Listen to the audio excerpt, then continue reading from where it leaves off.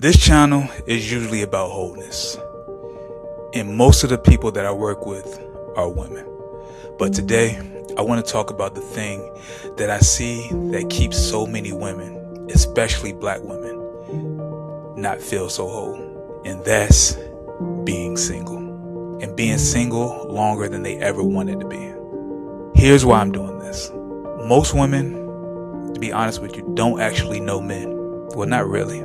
And because most women don't have a guy friend who probably isn't trying to have sex with them. So consider me to be your friend. This is what single women, especially single black women, should know about men. If marriage is actually what you want. Let's get into this video.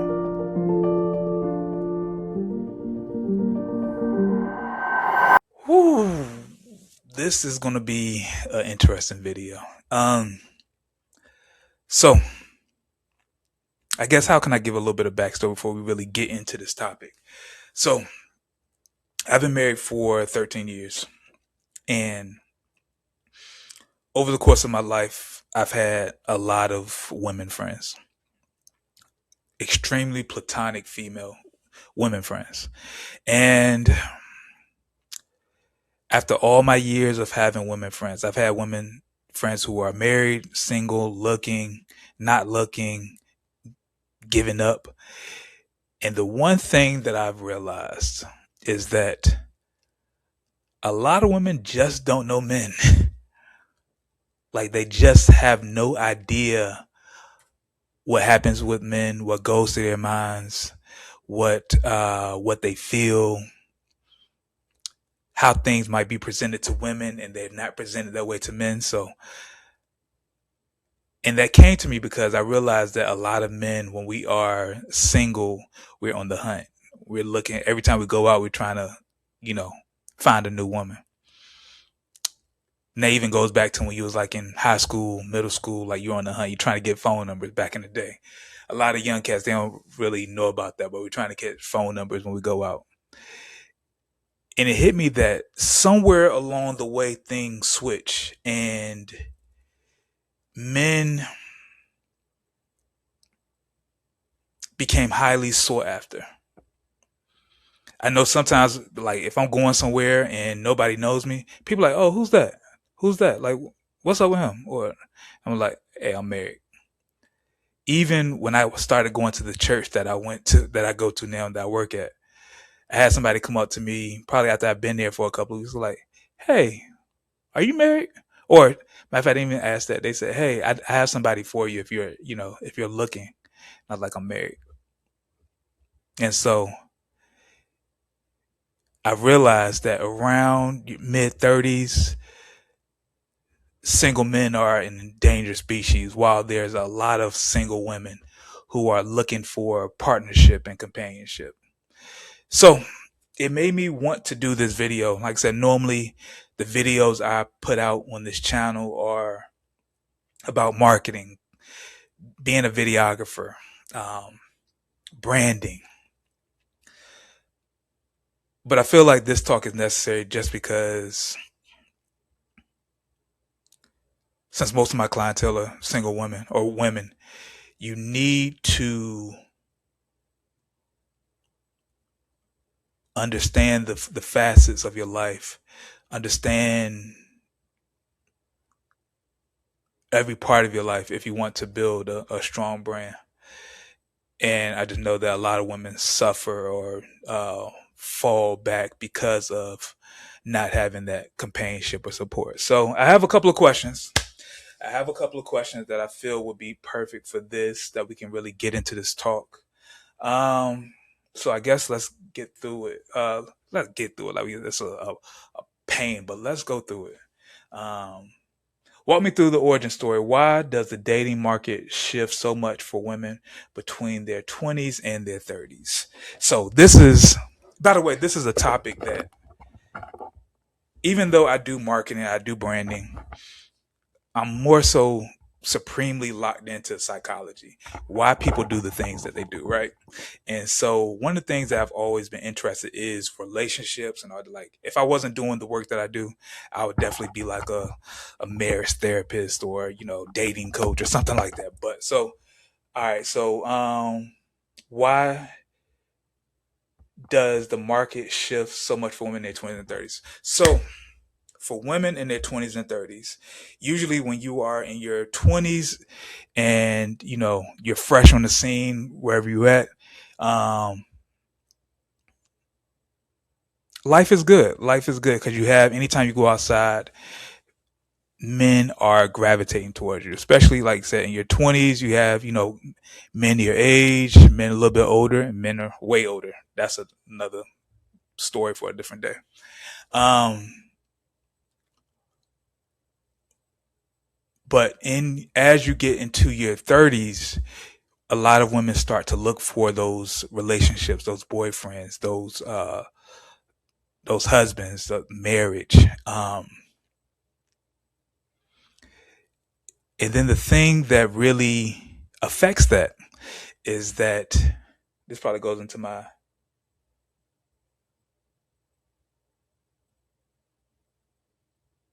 So yeah, so once women get into their 30s, and that's what they start to long for. They start to put some pressure towards. Before, you just living life, partying, drinking, doing whatever. But as you get a little bit older, you be like, hey, everybody around me is starting to get into serious relationships. I want a serious relationship. A lot of people around me are starting to get married. I want to be married. You're going to weddings, you know, every other month, and then it starts to hit you like, hey, I need to find somebody. On the flip side, though, for men, it's kind of different for men. It's different for men because usually men, unless you're that guy, unless you're him, then you are out hunting. You're trying to find women. You're trying to meet different women every chance you go, especially in your early 20s. You go out all the time. And 9 times 10, you're probably broke. You're probably broke. And for men, that probably hurts a lot because you need money to date. And so, what the thing that I've realized is that a lot of men who are who value marriage, who their parents were married, who their grandparents were married, who they have role models, married role models around them, those are the people that normally get married in their 20s. Usually between 23 and 30, these people, those guys are the ones who are going to get married. So if you've seen somebody get married at 26, 27, 28, 9 times out of 10, they have parents that are married. And so the men who are left over are usually the guys who more than likely just don't want to be married, or they don't really value marriage. And another caveat to that would probably be, as a man gets older, he starts to, I guess, get more serious about his life. He starts to make more money. He starts to be locked in on his profession, his career. And so, as women are looking for companionship and marriage, and it's a lot also around that time, there are men who are becoming half the population of men who most women who would want are now taken off the market because they're the ones that got married. And so now women are left with men who are, I don't want to say high value, but men who are making a decent amount of money, but also who are now in very much high demand because everywhere they walk, everywhere they go, um, they're looked at as a trophy. Let's just throw it out there. And I'm definitely not one of those red pill, blue pill type of guys. I don't even look at it like that. I'm just stating facts. I've seen the ugliest dude who just happens to be single. Women treat him like he's a hot commodity just because he's single, and they probably haven't seen a single guy in a while. So definitely not one of those guys, but I'm just kind of stating out facts. So like I said, it kind of shifts for men because half of their competition is now married.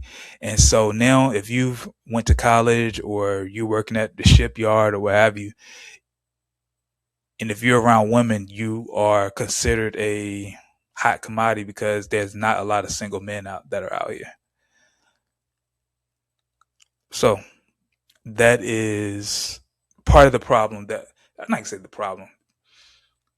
Part of culture that people just don't understand is that the men who are out here are looked at as a hot commodity, and so they really don't have a urge to settle down because everywhere they go to, there's new women that are throwing themselves at them. Pretty much. Yeah, yeah, yeah. So I feel like that's the first thing you need to understand. Second question. From the male side, why are the men who actually value marriage and who saw it modeled while growing up usually already married by 30? Those men are usually married by 30 because and keep in mind, I was a person who was married before I was 30. I got married at 27, 28. My parents were married. My grandparents were married. I had a lot of married couples that are around me. And so since my parents were married, I saw the value of being married. I always knew that I was going to get married. And so when I met my wife, we dated for a year. I proposed, and then another year while being engaged, and then we got married. And been together ever since. But I feel like the men that I know, and I also shoot weddings, so I've seen this a lot, that men who are in their younger years get married because their parents are married, and it's been highlighted as something that you're supposed to do. It's being highlighted as something that, will take your life to another level. Um, it's being modeled as just a thing that just a natural part of life, to be honest with you. So that is why I feel like there's a lot of men. That's what happens when I feel like I'm rambling, but but we're gonna keep it real. And we're gonna keep all this in here. But that is why I feel like the men who are that's the thought process of men who actually get married before they're 30. So women often ask, "Don't men want to be married?" What's the honest answer, including the fear men don't say out loud?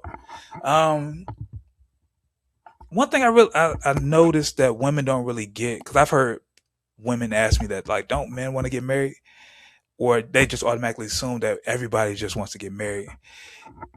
If you really look at the landscape of how marriages are talked about in this day and age, it's not a supremely positive thing, especially from the male's perspective.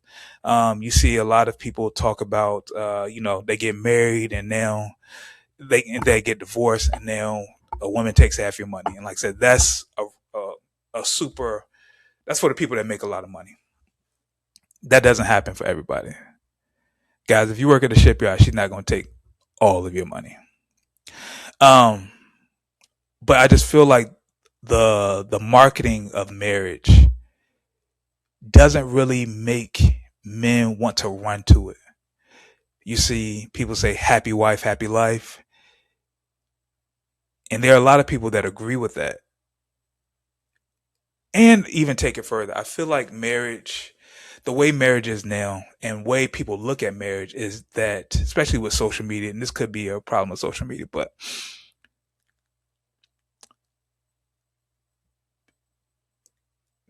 people, the women, I don't know how if I want to say this.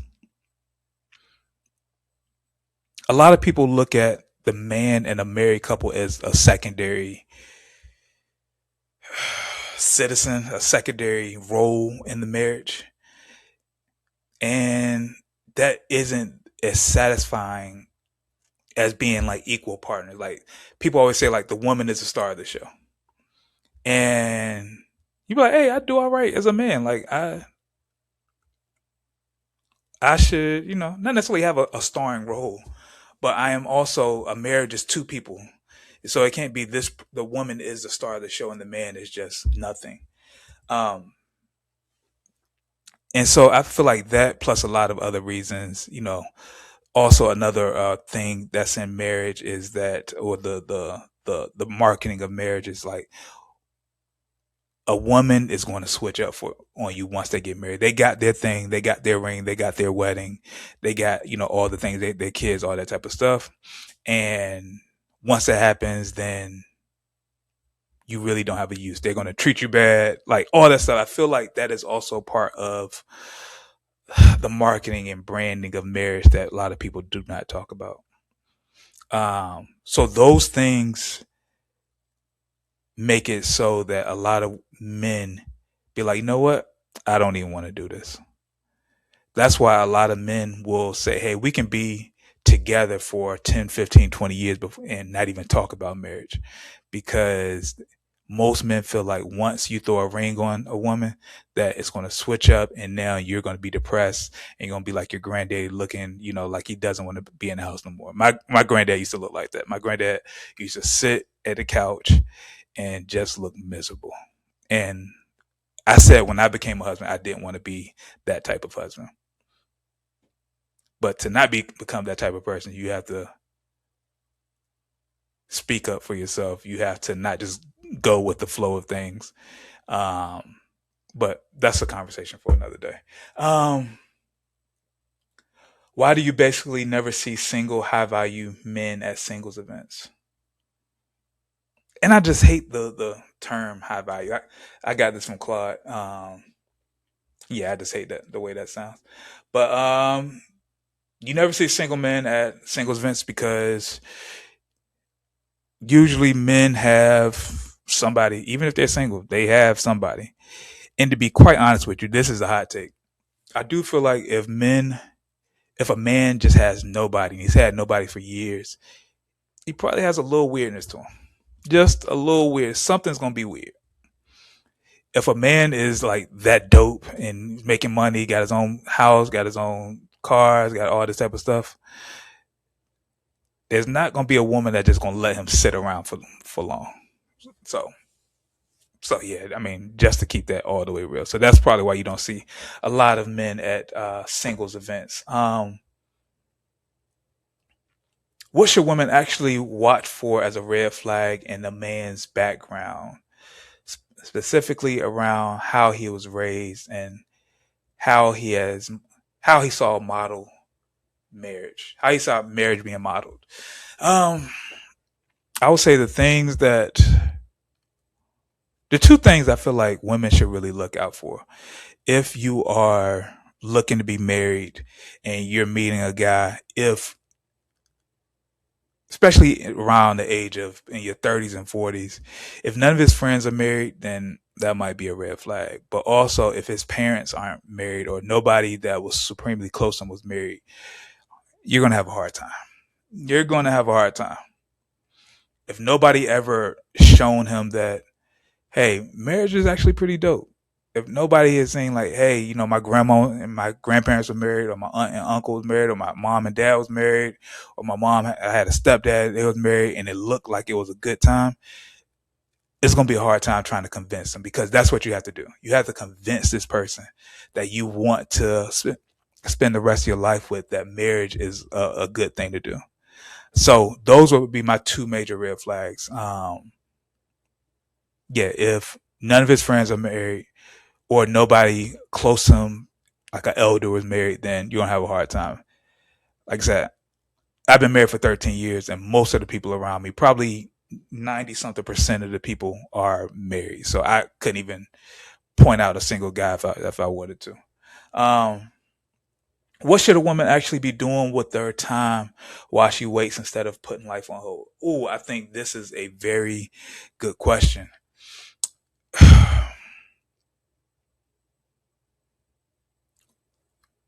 If you are somebody who's actually waiting to find your person, right? Some women do two things. They're thirsty and they're trying to, just find a man, man, man. And in doing that, you find the wrong man. That's a problem. Or some women who say, you know what? I'm tired of this. I'm not looking for men anymore. I've given up on that. And now I'll just be single and have my homegirls. That's another route. Both of those are not the right thing from my perspective. If you are single and you still looking for a companionship, you're looking for a husband, you're looking to be a wife. Also, that's need to be thrown in there. Then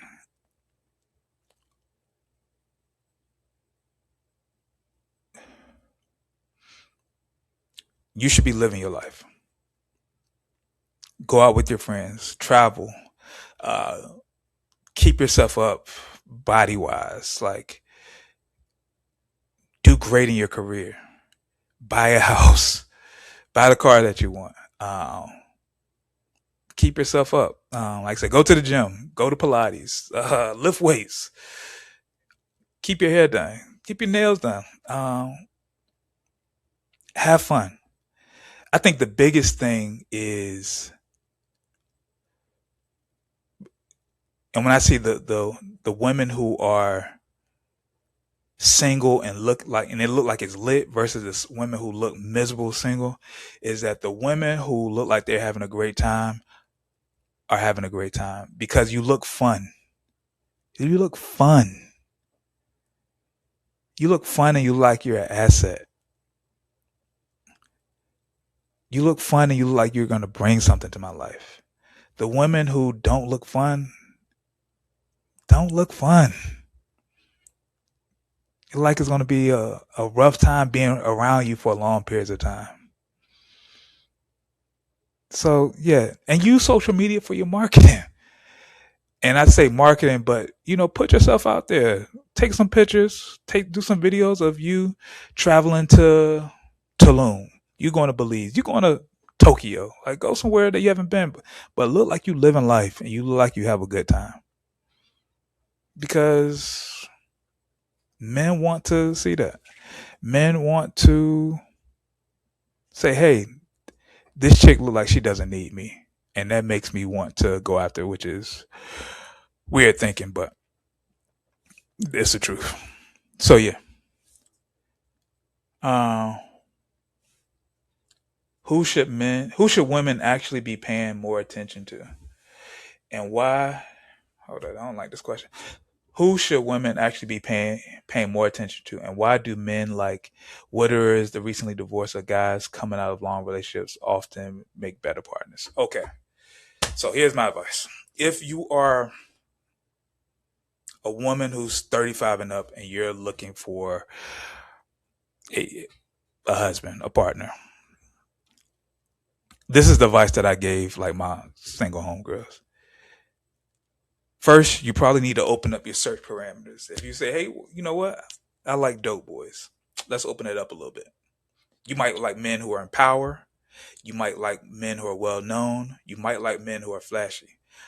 But just limiting that to dope boys, drug dealer types, you could find that same profile in somebody who works in as a lawyer, or as a doctor, or as a plumber, somebody who has their own business in construction.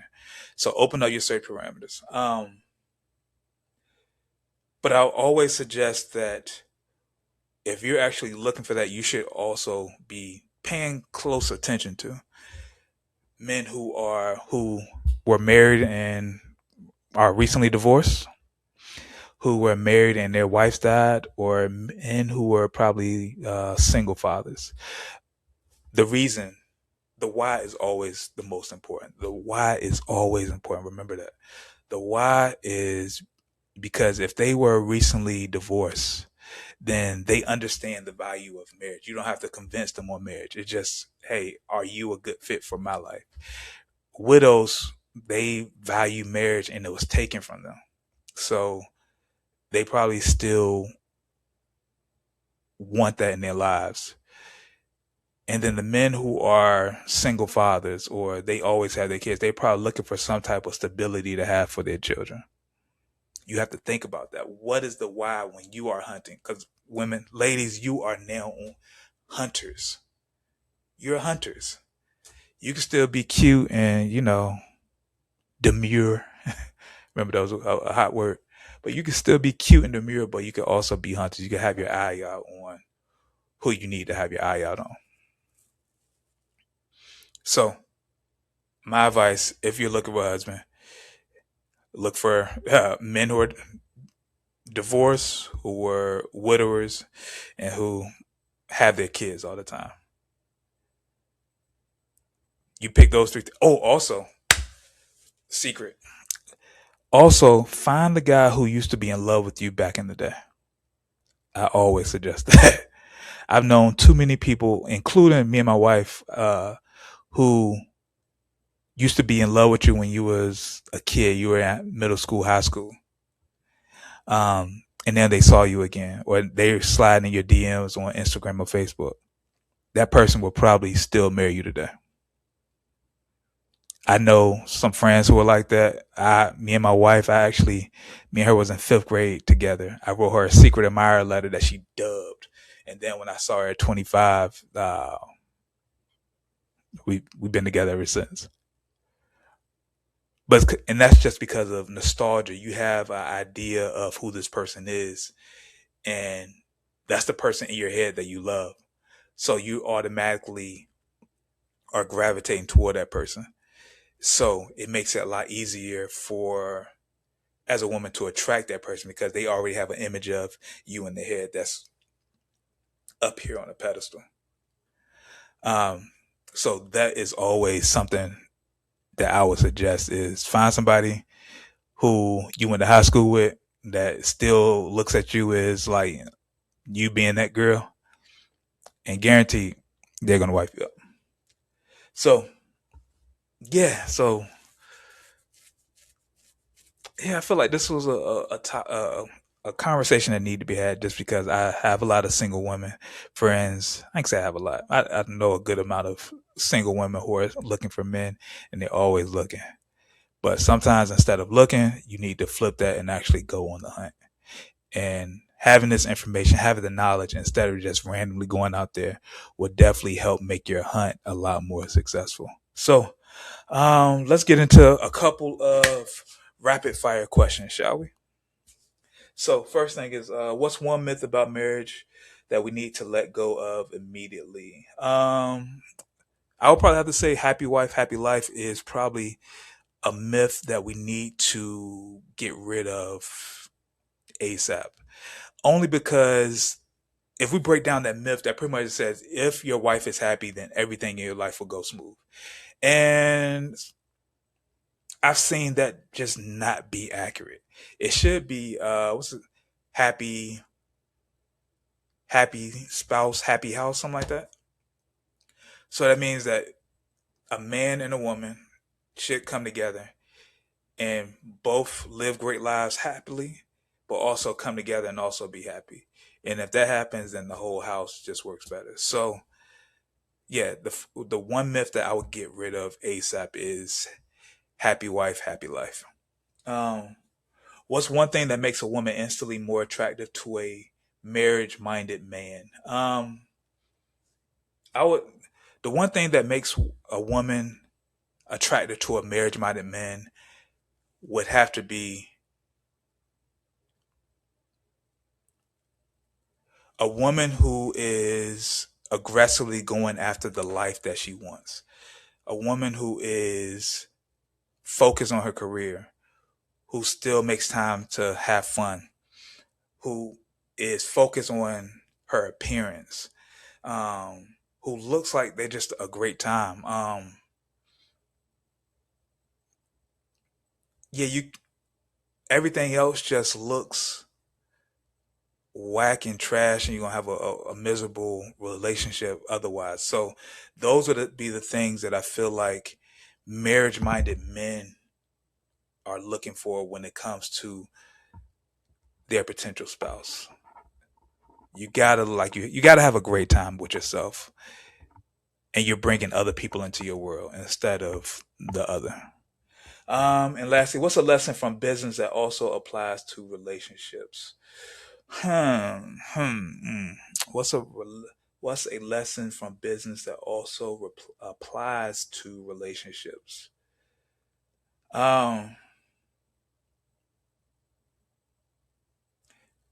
You got to be who you say you are. I feel like I said this in another video, but you have to be who you say you are. That's at the foundation of everything I believe. You have to be who you say you are. When dating, you can't say that, hey, I'm adventurous. In dating, you can't say that I'm adventurous and you just want to sit in the house and watch TV all day. You can't say that, hey, I have good credit and your credit is trash. You can't say, um, I like to do fun things and you sit on the porch all day. You can't say you're ambitious, but you're never going after, higher employment. You just can't do it. And so that same thing applies to business. You just have to be who you say you are when it comes to everything that you do. So that is my major thing. That's just the thing that I believe in no matter what is. If you say that you are this way, then be that way. So yeah, that would be my advice for that. I did get a question from. Hold on, let me see if I can find it. I had somebody actually text me a question not too long ago, and I felt like it was a dope question that I should answer. All right, so yes, from my guy Nathaniel Barnes. When you first started making money through content, what is the best way to manage it and invest it? Um, the best way to manage money that you've made through the work that you do, like I said before, I don't necessarily make money through actual producing content. Maybe one day, but right now I make money because I get visibility from the content, and then I use that to build out programs, to work with different clients, so on and so forth. So the first thing I did is have a business account and then have a savings account and have those with two different banks, just so they're not connected. Um, that was probably the first thing I did was have a separate business account. Um, and then when you are getting money from your clients, the thing that I always do and still do to this day is I'll take 25% of the money I get from my clients and put that directly into a savings account that I don't touch. And so that allows me to save money. On a consistent basis. And so that's probably the main takeaway that I'll do for that. As far as investing, I always suggest get the equipment that's going to help you make more money. If you are trying to build out a videographer business or a content creator business, always continuously get the equipment that you need. Not necessarily all the equipment that you want, but get the equipment that you need. If that is a new camera, if that's particular lenses, if that's lights, if that's audio, if that's drone, if that's a gimbal, get the equipment that you need.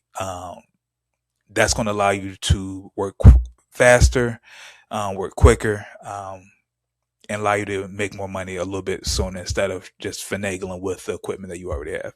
So if you're somebody who is starting out and you're looking to invest and make money from your content, the first thing I do is get a separate bank, put 20% of every money that comes in, put it over into savings, and then buy the equipment that you need when you need it. So, yeah, this felt like a good talk. I want to find a way of, while I'm doing this, I want to find a way of being able to have people come up here and kind of talk to me. I might need to do this as a live stream. I feel like I just need to figure that out because I feel like a lot of these conversations I could use somebody who could, interject and kind of give their perspective or just ask questions on the spot. So yeah, I'm gonna try to find a way of doing that. But I've been loving doing these. I've been trying to do these a lot frequently. I think I did 3 last week, so trying to keep up that cadence of doing like 2 to 3 every week, because they're easy to do, and I like just having these conversations, even if I feel like I'm talking to myself. But it's allowed me to be consistent, so there's that. And so yeah, that's it for this today's video. Hopefully you got something from it. If you are a single woman watching this and you got all the way to this point of the video answer this question for me in the comments. What